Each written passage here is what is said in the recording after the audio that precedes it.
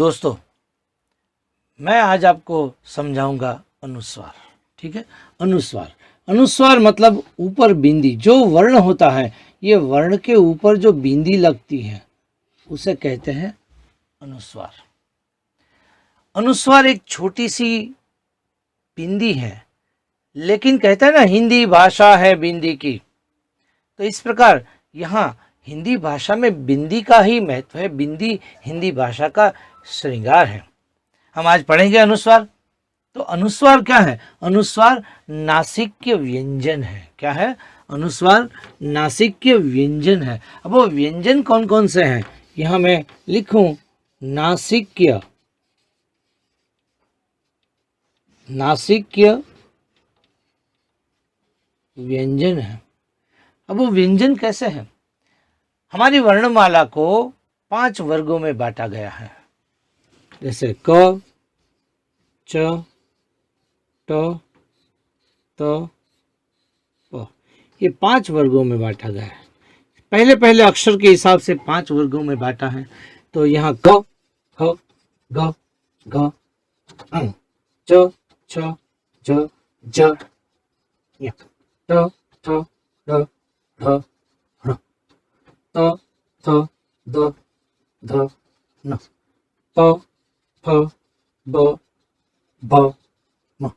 यहाँ पर ये 5, 1 2 3 4 5, ये 5वां जो वर्ण है उसे कहते हैं पंचम वर्ण। उसे कहते हैं पंचम वर्ण।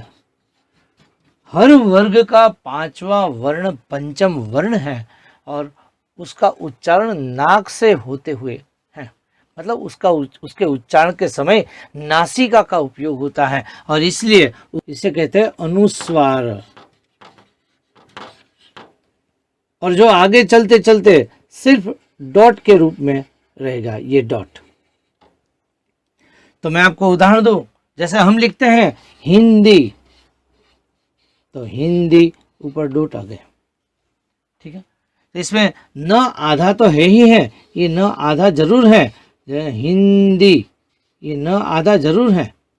हम कहें अम्बा, तो इसमें भी न आधा तो है ही, लेकिन आज वो सिर्फ बिंदी बनकर रह गया है। यही है अनुस्वार। मैं आपको इस अनुस्वार को पीपीटी के माध्यम से समझाने का प्रयास करूंगा। आपको थोड़ा मटेरियल भी मिल जाएगा और समझना भी आसान हो जाएगा। अनुस्वार एक व्यंजन या स्वर के ऊपर लगती हुई एक छोटी सी बिंदी है, लेकिन इसका कितना महत्व है वो आज हम समझेंगे। मैं आपको उसके कुछ नियम भी बताऊंगा और कुछ तरीके भी बताऊंगा, जिससे आपको बिल्कुल आसान लगेगा कि अनुस्वार इतना आसान है और इतना नॉलेज भी आपको मिलेगा, इतना ज्ञान भी आपको मिलेगा कि अनुस्वार के बारे में आपने कभी जाना भी नहीं होगा। अनुस्वार जिस वर्ण पर लगता है उस वर्ण के बाद अनुस्वार का उच्चारण होता है। मैं उदाहरण के साथ आपको समझाऊं, जैसे हिंदी, तो ह फिर अनुस्वार का उच्चारण होता है हिंदी।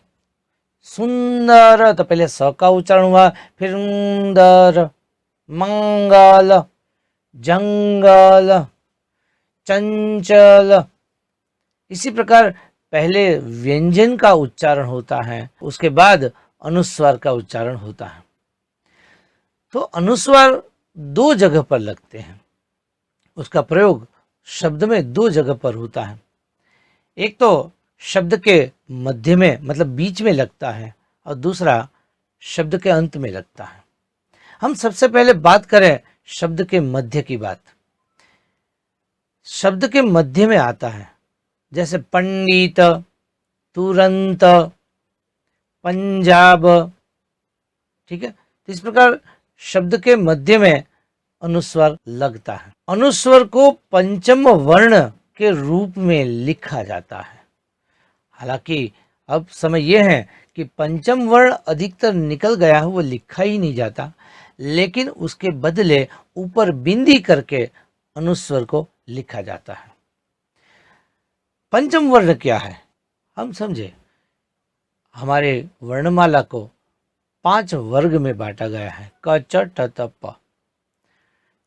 क वर्ग में अंग आता है,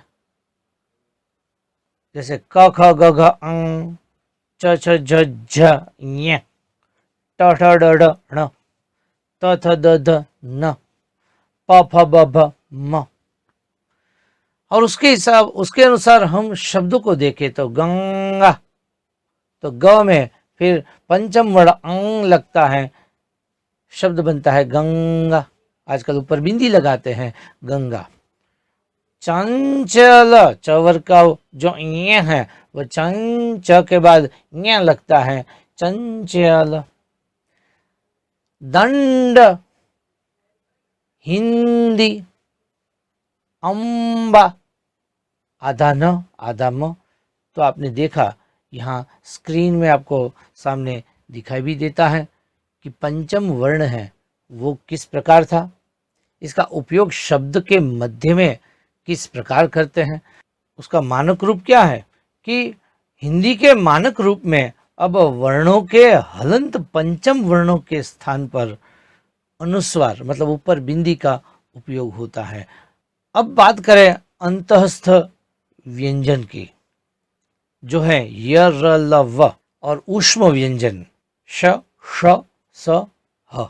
इनके स्थान से पहले जो बिंदु लगता है, अनुस्वार आता है, उसका उच्चारण कैसे होता है। जैसे हम उदाहरण दे, संसार, संहिता, संहार, संस्कार, हंस, संयम, संवाद, संलग्न, संलाप। दोस्तों आपको उच्चारण पर खास ध्यान देना है। जैसे स श र ल, इसके पहले वाले अनुस्वार में जो उच्चारण है वो न की तरह होता है। जैसे संसार, संशय, संलग्न, संलाप, संस्कृत, वंश, ध्वंस, अंश, आंशिक। आपने देखा स श र ल, इसके पहले के वर्ण पर जो अनुस्वार लगता है उसका उच्चारण न की तरह होता है। अब व की बात करें तो व से पूर्व जो अनुस्वर लगता है तो उसका उच्चारण म की तरह होता है। जैसे संवाद, संविधान। य से पहले अगर अनुस्वार आता है तो उसका उच्चारण य की तरह होता है, जैसे संयम। और अगर ह से पहले अनुस्वर आता है तो उसका उच्चारण अंग की तरह होता है, जैसे संहार, संहिता। आपने देखा होगा कि यहाँ पर जो बातें मैं बता रहा हूँ वो बिल्कुल कभी आपने सुनी नहीं होगी, कभी समझी भी नहीं होगी। लेकिन ये बात है बड़ी छोटी सी, अनुस्वार है एकदम छोटा सा बिंदु जो जो व्यंजन के ऊपर ही लगता है, लेकिन है इतना महत्वपूर्ण। आगे का नियम बता दें कि दो पंचम वर्ण जब एक साथ आ जाए तो क्या करें, तो दोनों पंचम वर्ण को दो बार लिखा जाता है, मतलब एक आधा और एक पूरा। जैसे सम्मेलन, पंचम वर्ण म है वो दो बार आ गया, सम्मेलन। उन्नति, यहाँ न पंचम वर्ण है वो दो बार आ गया, उन्नति, भिन्नता, सम्मान। अक्षुण्ण, वाङ्मय, यहाँ अंग और म दो पंचम वर्ण आए तो वाङ्मय। गन्ना, अन्न, सम्मति, सम्मोहन, प्रसन्न, जगन्नाथ। हम इसी प्रकार शब्दों को बोलते जाते हैं, लेकिन यहाँ अनुस्वर की कितनी विशेषता है ये आपको सोचना है।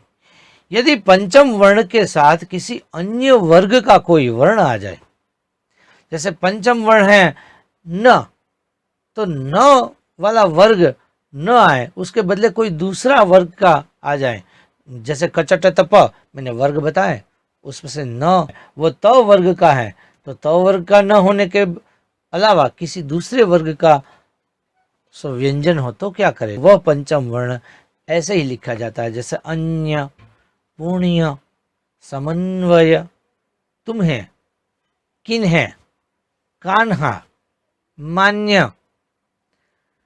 तो यहाँ छोटी सी छोटी बात को हमने ध्यान में लिया। यहाँ हमने बात की कि अनुस्वर का उच्चारण शब्द के मध्य में कैसे होता है। अगर इस शब्द के अंत में अनुस्वार आ जाए तो क्या होगा? बिल्कुल सरल है। जब शब्द के अंत में अनुस्वार आता है तो वह अनुस्वार का उच्चारण म, हलंत म ही होता है। जैसे अहम, स्वयं, पुस्तकम। आज की आधुनिक हिंदी में, मानक हिंदी में अहम म हल चिन्ह न बनाए तो ह के ऊपर अनुस्वार लगाया जाता है। स्वयं में य के ऊपर भी अनुस्वार लगाया जाता है। तो इस प्रकार दोस्तों आपने समझा कि अनुस्वार क्या है। अनुस्वार नासिक्य व्यंजन है। खास ध्यान में रखना है, अनुस्वार नासिक्य व्यंजन है। तो अब मैं आपको ये बताऊं कि परीक्षा में कैसे पूछा जाता है। आपने समझा तो सही, लेकिन अंक पाने के लिए आप क्या करेंगे? तो परीक्षा में पूछा जाता है कि दिए गए शब्दों में उपयुक्त स्थान पर अनुस्वार लगाकर उसका मानक रूप लिखिए। मानक रूप जो मान्य किया गया है वो रूप लिखिए। ठीक है। जैसे हिंदी में न आधा है तो ऊपर बिंदी लगा दे, हिंदी। आरंभ में म आधा है तो ऊपर बिंदी, र के ऊपर बिंदी लगा दे, आरंभ। श्रृंखला, उसमें आधा व्यंजन है, आधा पंचम वर्ण है तो बिंदी श्री पर लगा दे, श्रृंखला। गंगा, गंगा। खुंभु, खुंभु। ठीक है। उच्चारण दोनों का एक ही है, लिखने का तरीका अलग है। व्यंजन, जैसे यह जो उच्चारण है, व्यंजन है, वो आधा है और झ के साथ जुड़ा हुआ है तो वह बिंदी लगेगी यहाँ पर। दोस्तों एक बात खास ध्यान में रखनी है कि पंचम वर्ण आधा है, आधा ही होता है, आधा है, और वो आधा पंचम वर्ण जब बिंदी के रूप में लिखा जाए तब वह उसके आगे वाले व्यंजन पर लिखा जाएगा। जैसे खंड, तो जो हणा आधा है वो हणा ऊपर बिंदी लगाकर होता है, खंड, ख के ऊपर बिंदी आती है।